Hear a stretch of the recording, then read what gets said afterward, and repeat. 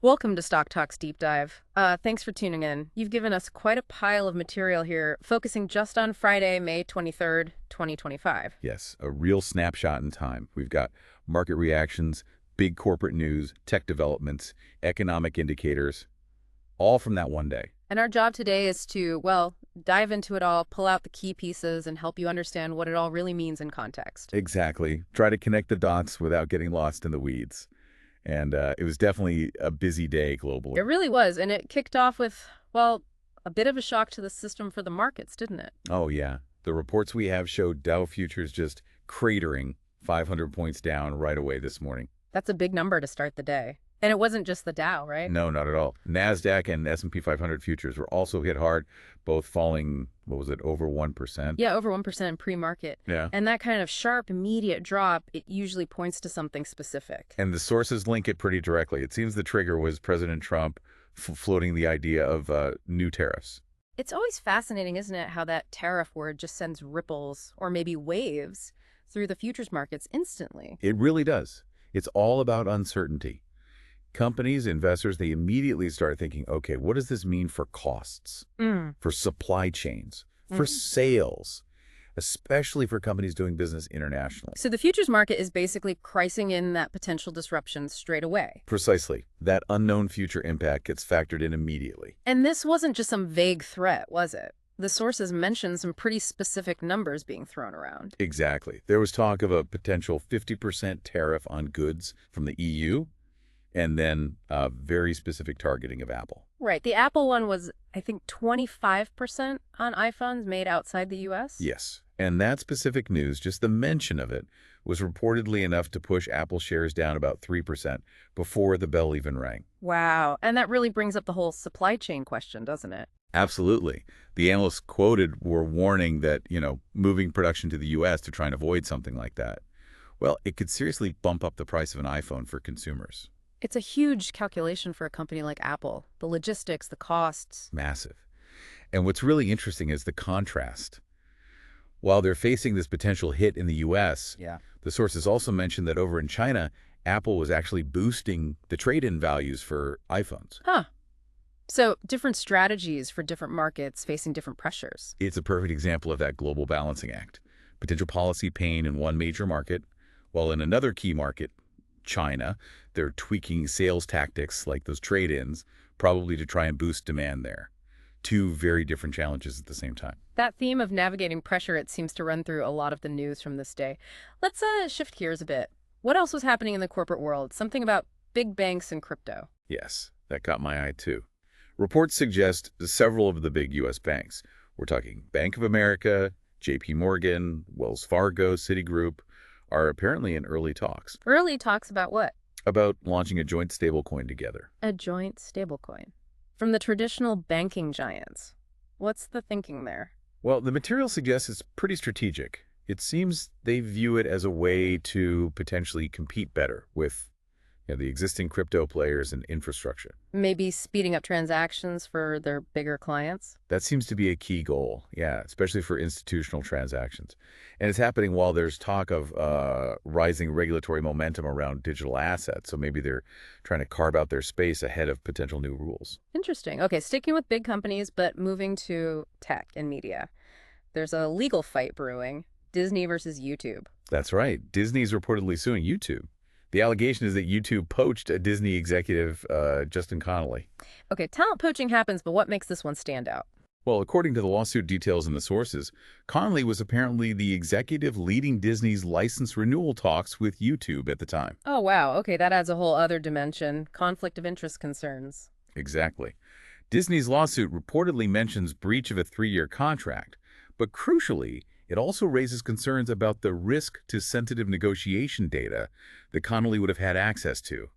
So it's more than just losing an exec. It could impact ongoing business deals. Right. And speaking of Google, YouTube's parent company, they were also facing some scrutiny from the Department of Justice. Yes, another probe mentioned in the sources. This one seems focused on potential antitrust issues. Specifically, whether Google structured its deal with an AI company, Character.AI, in a way that was maybe designed to avoid the usual merger review process. Ah, so regulators are worried about how these big tech companies might be investing in or partnering with AI startups. It points to that broader concern, yes. Worries about market consolidation in the AI space. Are dominant players using investments or deal structures to potentially limit competition before it even gets started? That seems to be the question regulators are asking here. Okay, let's circle back to those tariff threats we started with. We saw the market reaction, we saw Apple. Did it hit any other specific companies mentioned in the reports? It did quite directly. Deckers, the company behind Uggs and Hoka running shoes. Right, what happened with them? Their stock apparently dropped pretty sharply, 14% after hours. This was following their earnings report. Was it just the earnings? Not entirely. The reports cite weaker than expected guidance for the next quarter, Q1. But, critically, Deckers also issued a specific warning. They mentioned a potential hit of around $150 million directly from tariffs in their fiscal year 2026. Okay, so that's a concrete number. Not just general worry, but a specific financial forecast based on potential tariffs. Exactly. And even their really popular Hoka brand, while sales were up 10% to about $586 million, that actually missed expectations. Suggesting maybe even that explosive growth is starting to slow down a bit. It could be. So you have the tariff warning layered on top of maybe some signs of slowing demand, or at least growth normalizing. It's a good example of how macro policy fears mix with company-specific performance. Definitely. Now, shifting completely, let's look at the EV race, electric vehicles. There was a pretty big headline involving BYD and Tesla in Europe. Yeah, this was a really notable data point.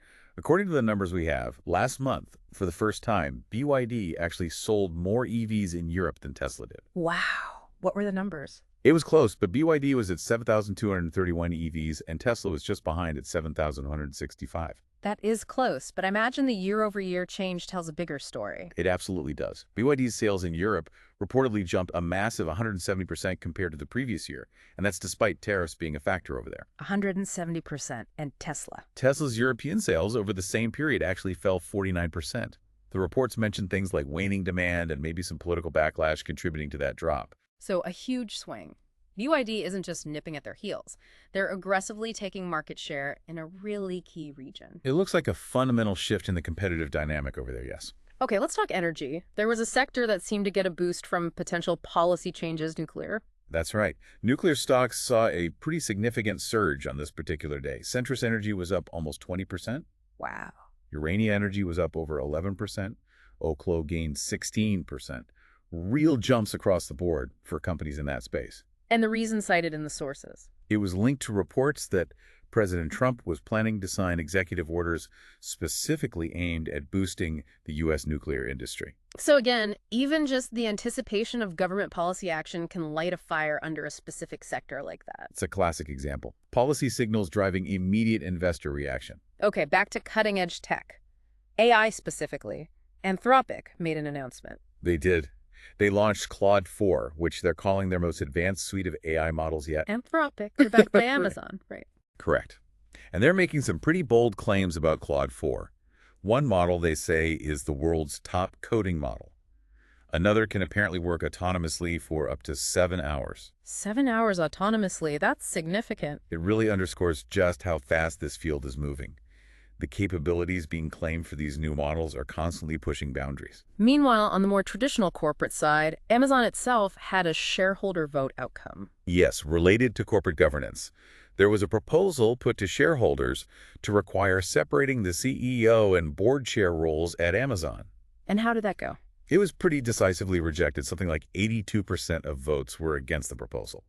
So the current combined structure stays in place there. Got it.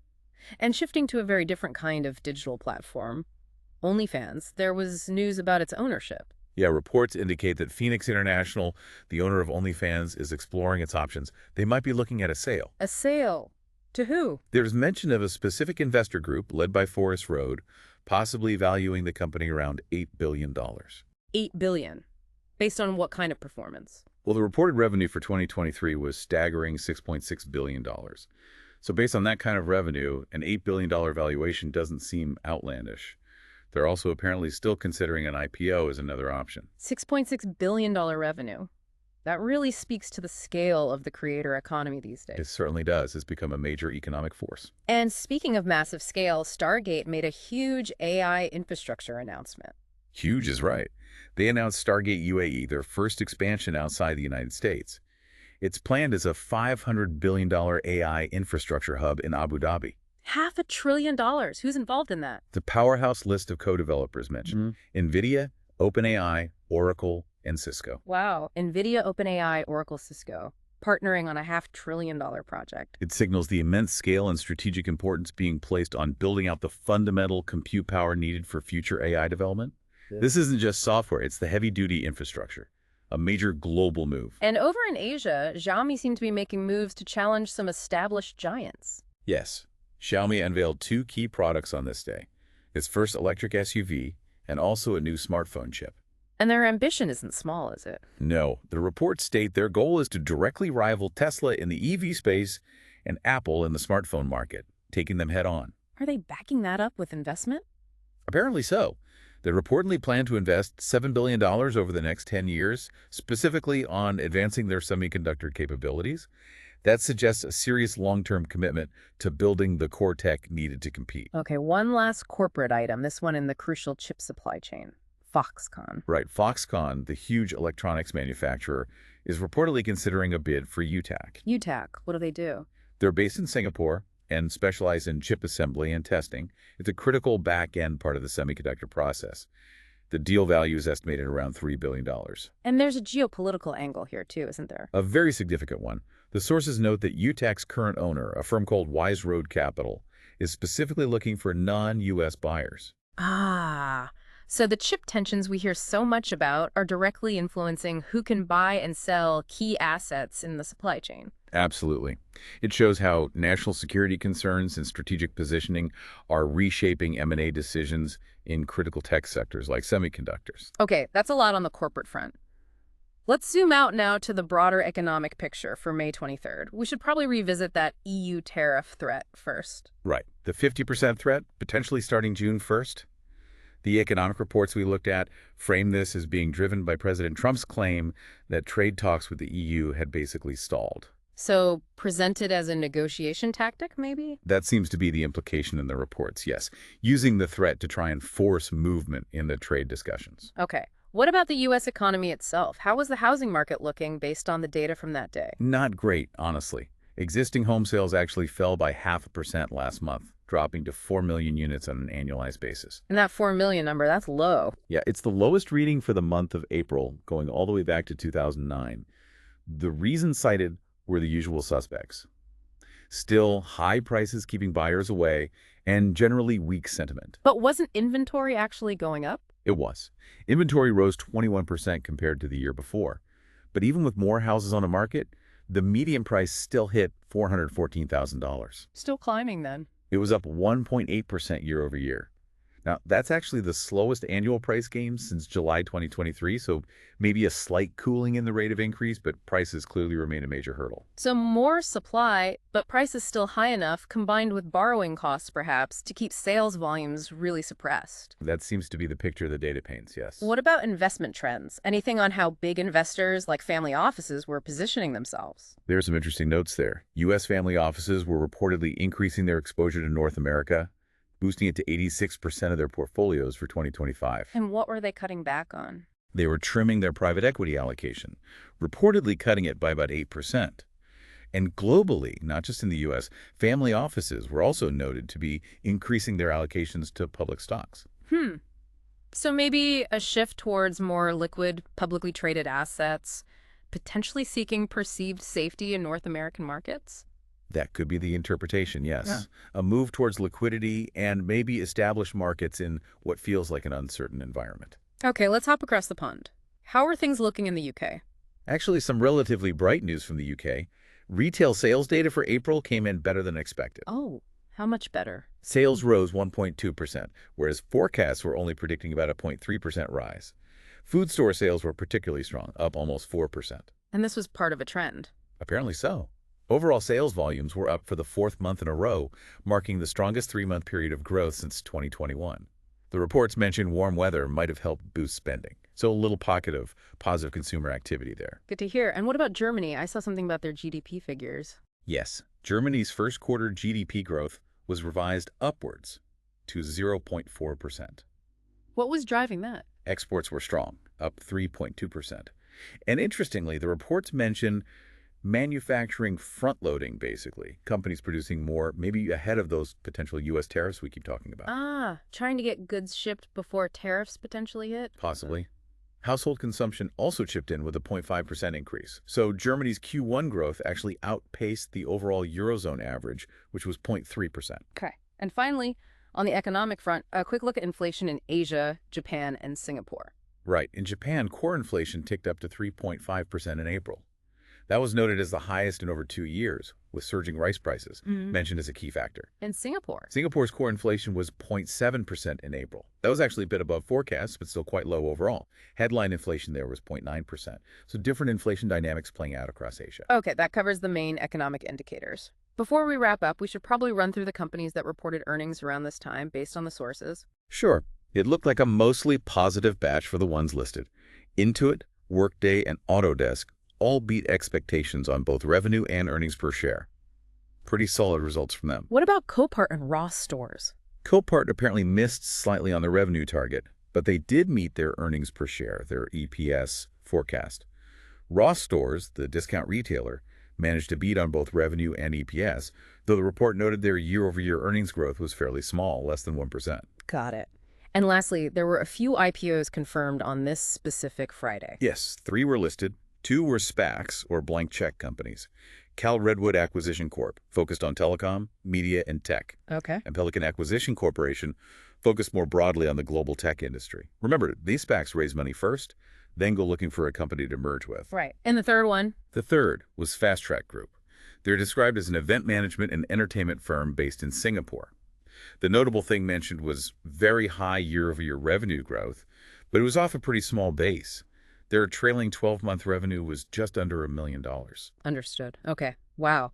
When you step back and just look at everything that happened or was reported on this single day, May 23rd, 2025, it's kind of staggering. It really is.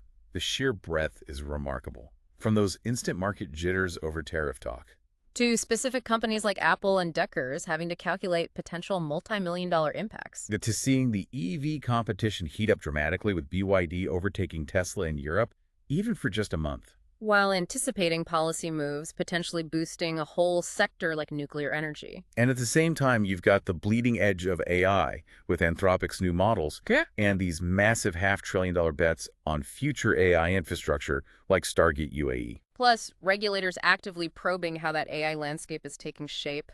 And then you layer on the economic data, the struggles in U.S. housing, the subtle shifts in investor allocations, the pockets of strength in UK retail, Germany's export resilience.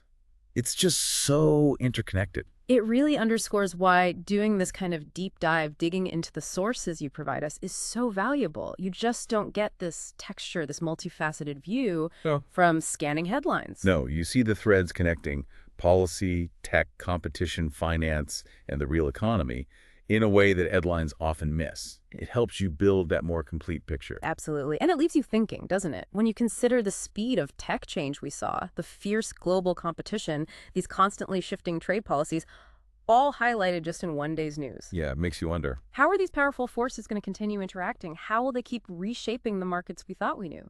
And what entirely new opportunities or challenges might emerge that you, listening, need to start anticipating? It's definitely a lot to mull over. Hopefully, walking through this specific day provides a useful framework for thinking about those bigger questions moving forward.